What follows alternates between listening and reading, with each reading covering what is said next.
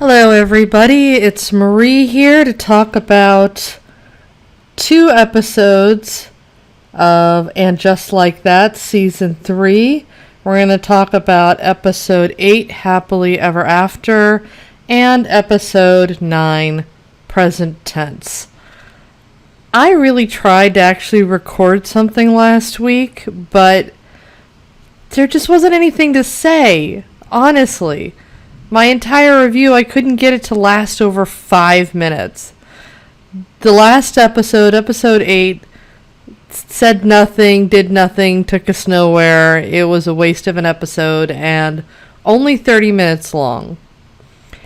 And this episode today had at least one plot point, but it was another 30 minutes long. They've been, making these episodes 45 minutes. Roughly, and for some reason these two, which could have been trimmed into a single 45-minute episode, they're kind of a waste, except for one, maybe one or two scenes at the end of season or episode 9. So I kind of figured might as well just pair these into like a single episode, just for. I don't know. This is just such a waste. For some reason, they decided season 4, they're going to have 12 episodes, which I hope indicates, or season 3, I'm sorry, we're in season 3. I hope there's no season 4. I really, truly do. They can't trash this and make it crappier at all. My hope is that they figured, okay, we're going to do one last season. It'll be season 3. And we're going to make it a long season. We're going to do 12 episodes. And in doing that, they didn't have enough content for 12 episodes. And so they're giving us a lot of completely useless, go nowhere, uninteresting fluff. And I don't understand it. But I'm going to go through all these little storylines. Really, the only one that matters is Carrie and Aiden. That's the only one that matters. All these other storylines are total trash. All right, we'll start with Harry and Charlotte, because I guess Harry has the most profound thing. But Harry comes out of his surgery. He's healing. First episode, episode 8, he's got ice pack on his nuts, and his nuts hurt. And LTW comes into the room to deliver him some nuts and a lot of nut jokes. That's it. And then episode 9, Harry... he's able to piss the first time without a catheter, but he's basically at home convalescing on his little twin bed that he shares with Charlotte, or his full-size bed, or whatever that tiny little bed is that they have in that giant house. It makes zero sense.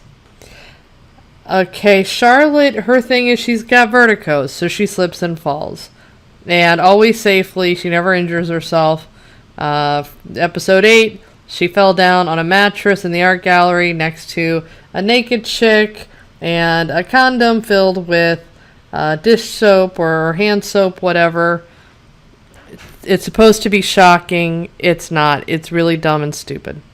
Second episode, episode 9, she just falls in the bedroom next to Harry. Again, who cares? All right, Miranda, her story's stupid. Episode 8, Joy leaves a bottle of gin at Miranda's house. She freaks out. She's an alcoholic. Doesn't want to be tempted by anything, even though she doesn't even drink gin. Throws the gin down a garbage chute. Episode 9, Joy asks where her gin goes, and Miranda tells her. And they seem to, they have a 5-second conversation about it. Joy seems to understand, and I think that relationship's still going. She's a little apprehensive about dating an alcoholic or, a recovering alcoholic. I get it. Okay. But, again, this whole 2-episode arc could have been done in like 2-3 minutes tops. Really nothing. Seema, another go nowhere, nothing. She's banging Adam, and they're just basically having constant discussions about deodorant. He doesn't wear deodorant. He doesn't like that she wears, secret, deodorant. And then they go to a dinner. They go out to a restaurant, and some woman is applying deodorant at a table in a restaurant. It sparks a conversation, a debate that continues for 2 episodes. And then Adam finally gives Seema some natural, because the kink is, I guess, is that he likes to make out with her armpit. Like, that's Adam's kink. It's just these people. But Seema, she's like, okay, I'm going to go ahead and, try out this natural stuff. And then she has to run across town real quick to an emergency meeting with some bigwig investor or something. And she stinks, and so she has to go to the ladies' restroom. The door's shut, so in the middle of the hallway, outside the restroom, she has to apply the deodorant she always keeps in her purse. And she's not that person. She doesn't want to be that person. And it looks like in the ad for next episode that this deodorant story carries on for a 3rd whole episode. I'm not kidding you. And it seems like Adam is about this whole natural deodorant because his mom died of breast cancer. And Seema thinks, well, he has mommy issues, and so therefore she has to dump him. Because, of course, Seema's just ready to dump anybody. Of course you're going to dump somebody who lost their mother. That seems like a real cool, likable thing. I'm sure we're going to love Seema next week. But again, 2 episodes of discussing deodorant and the application thereof. 2 fucking episodes, people. 5 months it took these people to write, these writers to create this series, to write these 12 episodes. And they are like, yeah, you know what, for 2 of them, let's just talk about deodorant. Total morons. I can't even with these. Okay. Another useless person, LTW and Herbert. Alright, LTW, in episode 8, she lusts after Marion. Marion doesn't seem to be into her, but she's like hot for Marion. And they go on this movie screening to meet up with some chick who knows Michelle Obama.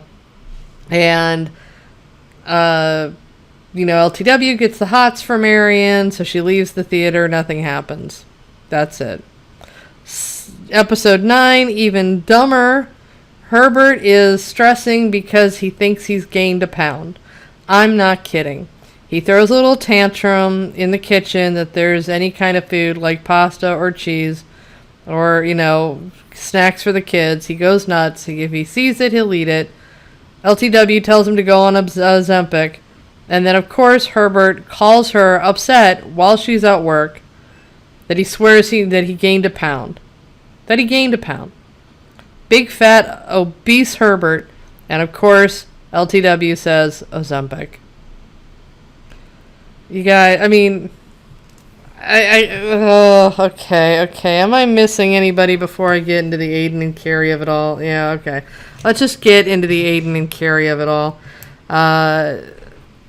Episode 8, Aiden moves in, notices Carrie has some new rugs or new carpets on her stairs. They're purple. Okay.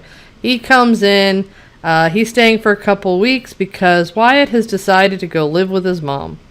So Aiden just basically lies on Carrie's bed and wonders why she's hanging out with the neighbors so much and starts asking everybody about, whenever he's hanging out with Seema or, Adam at the art gallery, starts asking everybody, hey, what about this Duncan guy?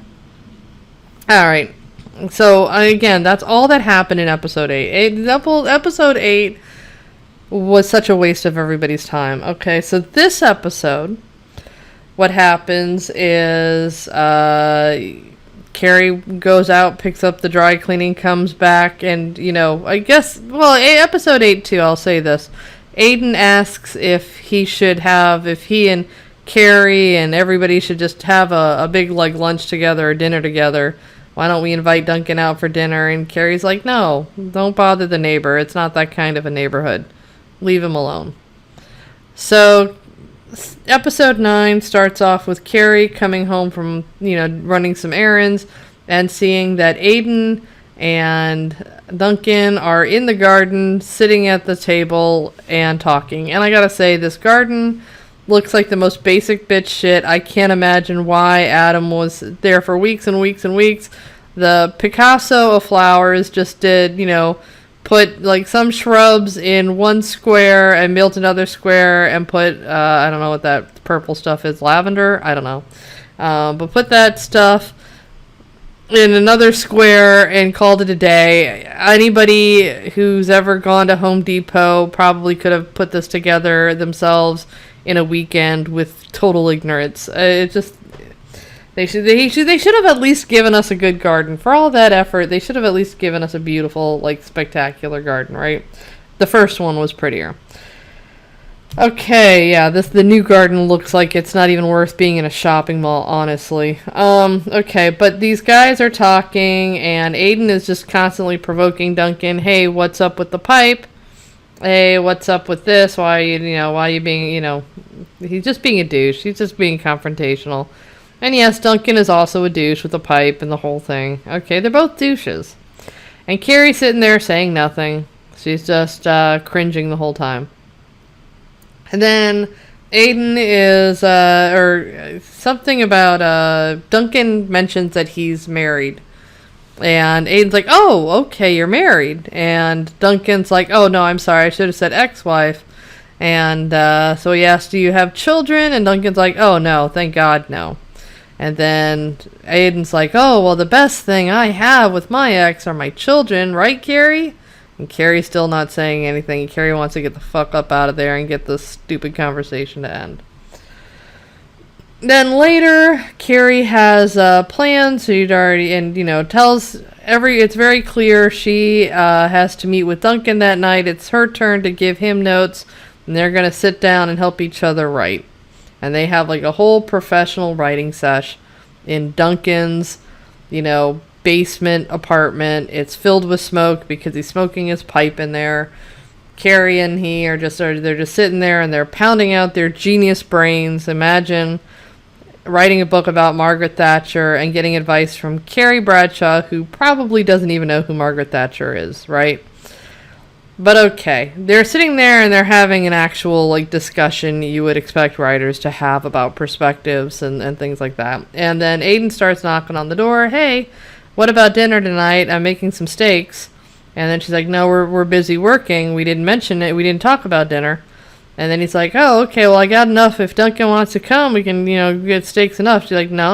And he's like, oh, well, you can, well, when are you going to be done? When you're done, you can come meet. And she's like, I'm probably going to be late. Why don't you just eat your steaks and, F off? And he's like, oh, I'll wait for you. And she's like, no, don't do that. Just, fuck off. I'm working here.